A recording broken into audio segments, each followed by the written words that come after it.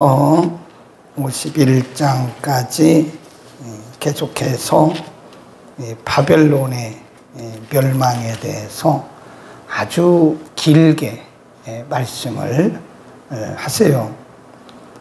그것은 하나님의 계획이다. 여러 번 반복되는 단어 중에 하나가 하나님의 뜻, 하나님의 경영, 하나님의 계획, 이런 말씀을 써요. 그래서 바벨론이 그 당시로서는 가장 강대국 중에 하나였는데, 하나님께서 강대국을 멸하심으로써 하나님께서 만왕의 왕이시다. 그 영원한 강대국은 없다. 영원한 강자는 세상에 없다. 오직 하나님만 우리가 신뢰할 대상이다. 는 것을 유대인들에게, 유대 백성들에게 가르치는 거죠. 하나님의 가르치심은 굉장히 세밀하세요. 그러니까 우리가 하나님보다 더 의지하는 것들이 있으면 하나님은 수없이, 우리는 그것을 하나님의 질투라고 그래요.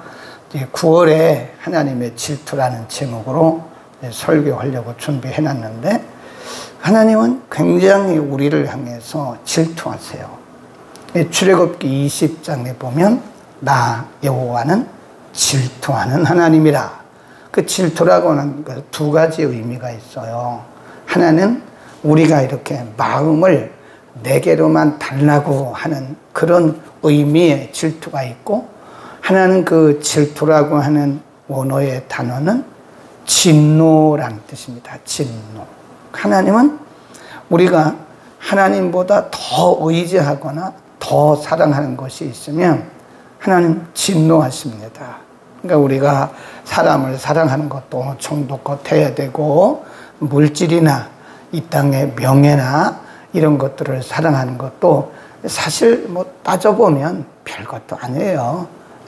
하나님 외에는 우리에게 진정한 만족을 주실 분은 없어요. 그런데 우리의 죄성이 있기 때문에 자꾸 세상으로부터 뭔가 만족을 얻으려고 여기저기를 다닌다는 거죠. 그러면 그럴수록 사람은 허기집니다. 하나님이 아닌, 진리가 아닌 다른 곳에서 만족을 찾아다니잖아요. 그러면 사람은 점점 더 지쳐요. 지치고, 그리고 인간의 탐욕이 한계가 없기 때문에 계속해서 허기진다는 것을 알아야 돼. 예수님은 요한복음 15장에서 포도나무 비유를 통해서 말씀하셨어요. 너희가 나를 떠나서는 아무것도 할 수 없다. 나를 떠나서는 스스로 열매를 맺을 수가 없다. 근데 우리는 자꾸 하나님이 아닌 다른 곳에서 만족을 얻으려고 한다. 그러니까 우리 찬양 가사 중에서도 하나님 한 분만으로 만족한다. 예수면 다 된다. 그러니까 우리 안에 예수가 없으니까, 우리 안에 예수 그리스도가 안 계시니까 사람들이 자꾸 허기진 거예요. 내 안에 예수 그리스도가 계신다면 그것만으로 한 분, 예수 그리스도 한 분만으로도 만족하게 되는 겁니다. 아멘. 오늘도 하나님은 바벨론에 대해서 뭐라고 말씀하시는가 한번 보시죠. 11절에 보면 화살을 갈며 방패를 굳게 잡으라. 여호와께서 메대 왕들의 마음을 거기 줄보세요. 메대 왕들의 마음을 격발하사 바벨론을 멸하기로 뭐 하셨대요? 뜻하셨다고.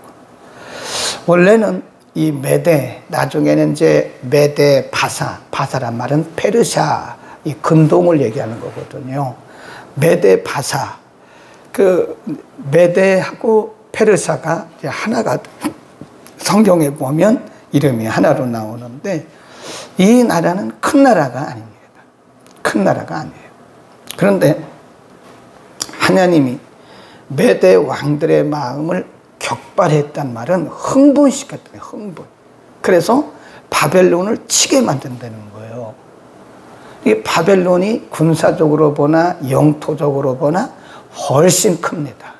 근데 메대는 그보다 훨씬 군사력도 약하고 땅도 작은데 하나님이 그 왕들의 마음을 격발시켜 나가는 격동시키고 흥분시켜 가지고 바벨론을 치게 하신다는 그게 하나님의 방법이에요.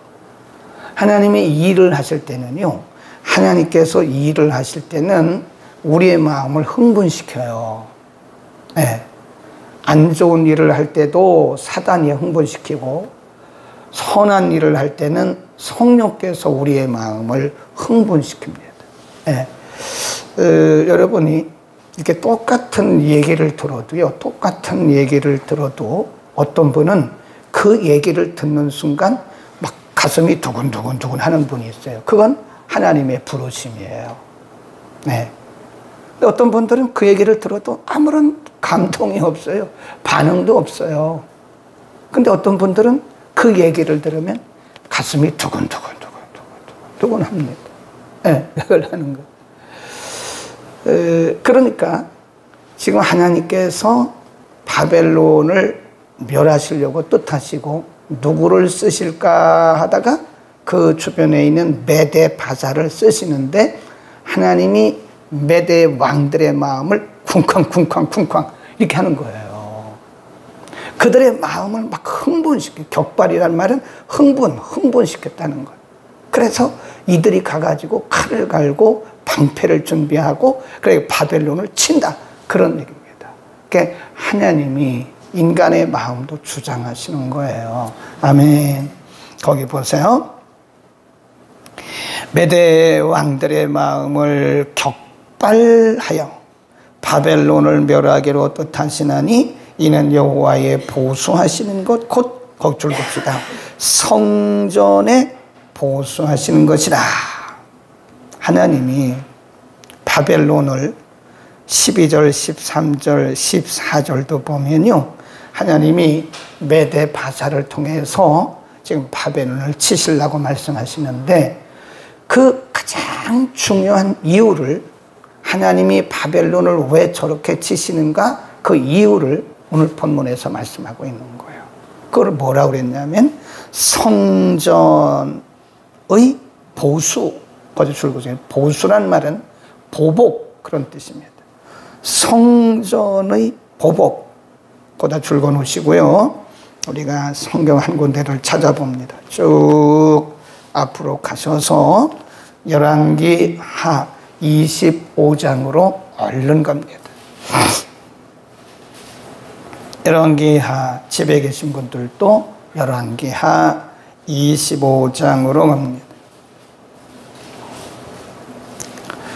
열왕기하 25장은 예루살렘이 함락되는 과정을 기록을 하고 있는데요.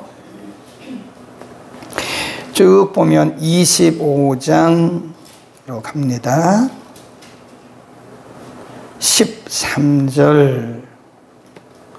13절부터 있습니다. 시작.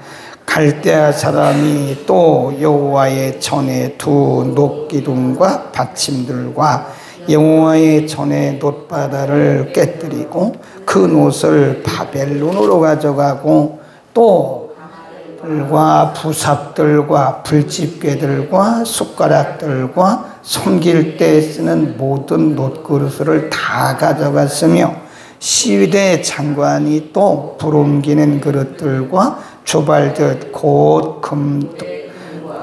은들에 가져갔으며 또 솔로몬이 여호와의 전을 위하여 만든 두 기둥과 한 바다와 받침들을 취하였는데 이 모든 기구의 놋 충수를 헤아릴 수가 없었다. 그랬습니다. 거기 보면 좀 슬픈 일이죠. 솔로몬이 지은 그 성전을 바벨론 군대들이 와가지고요, 허물었어. 성전을 허문 정도가 아니에요. 거기 쭉 기구들 나오잖아요. 그게 성전의 기구들인데 이것들을 다 가져갔어요. 바벨론으로. 그리고 그걸 갖다 뭘 했나?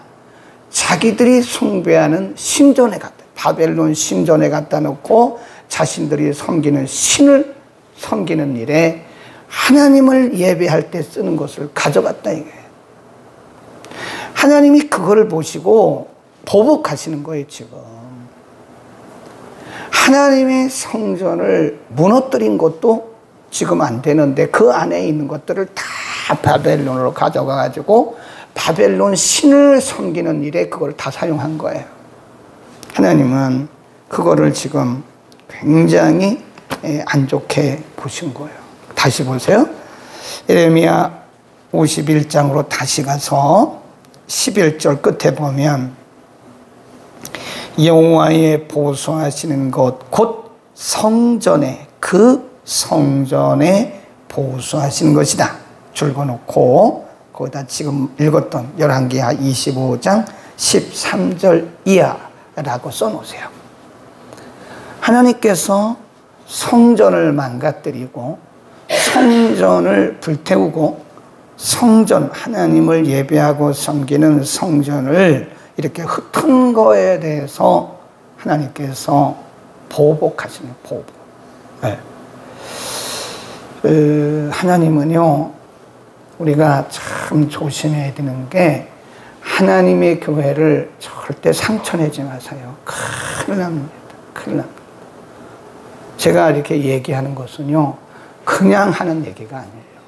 목회 40년 하면서 우리 주변에 우리 동역자들, 친구들, 후배들, 선배들을 통해서 우리가 노회 가면 다 그런 얘기 해요. 총회 가면 그런 얘기 합니다. 에? 수없이 들었어요. 수없이 들었어요. 하나님의 교회를 상처내는 일을 하지 마세요. 절대로 하지 마세요.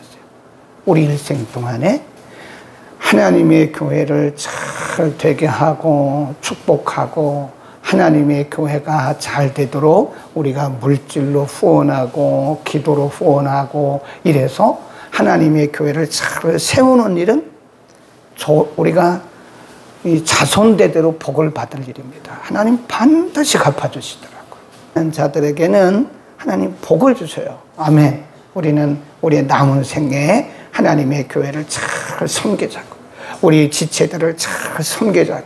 그러면 하나님이 우리와 우리 다음 세대, 우리 후대들에게까지 하나님이 복을 주십니다.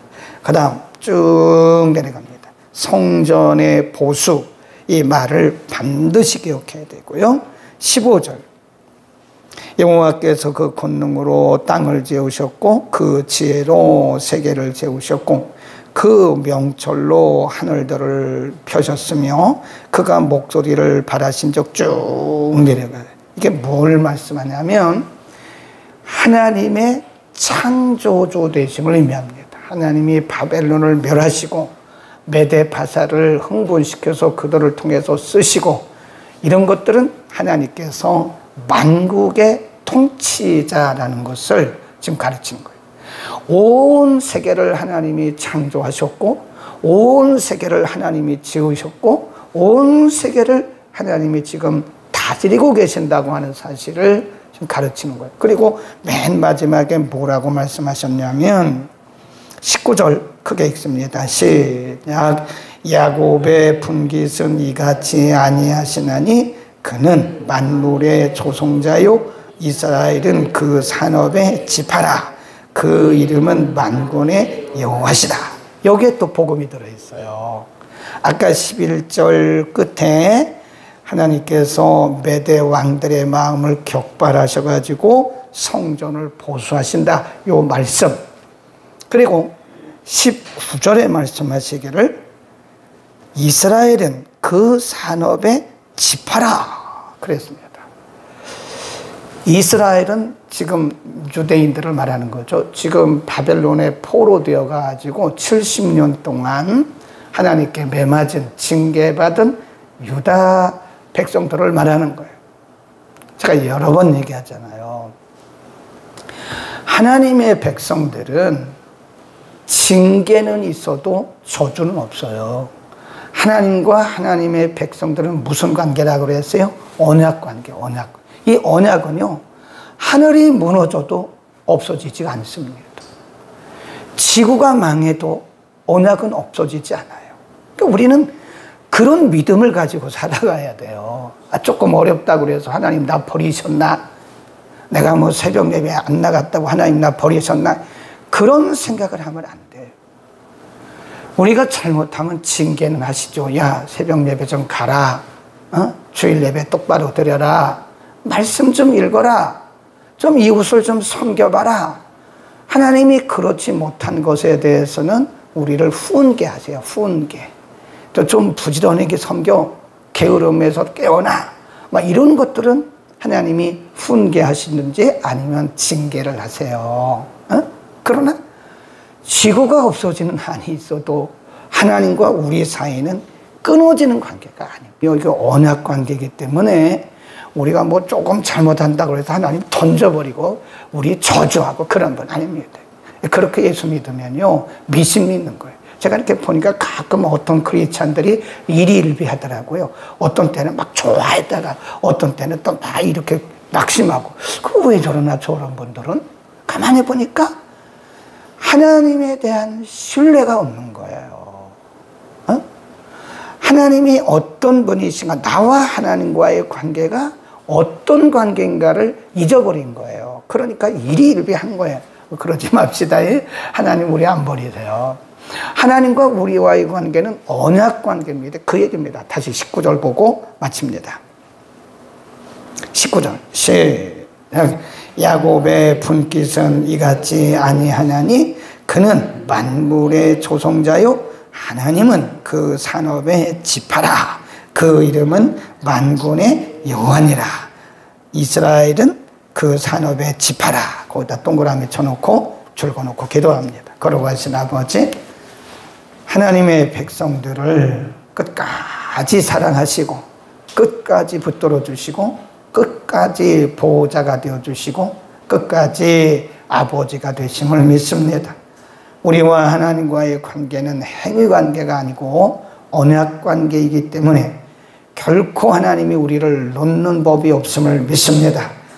하나님, 우리가 어떤 상황 속에서도 하나님의 사랑은 불변하고 하나님의 은혜는 불변함으로 우리가 평생 하나님만 바라보고 섬기게 하시되 혹여 우리의 실수로 인해서 우리가 징계받는다 할지라도 여전히 하나님은 우리의 하나님이시고 여전히 우리를 도우시고 여전히 우리를 붙들고 계심을 믿고 돌이키고 하나님께 돌아가는 역사가 있게 하소서. 하나님과의 관계가 온전히 회복되게 하옵소서. 믿음으로 사는 자들을 대대로 복주시는 아버지, 우리와 우리 후손들이 주님 오신 그날까지 큰 복을 받아 누리며 어디를 가든지 영향력을 미치게 하옵소서. 예수 그리스도의 이름으로 기도드립니다.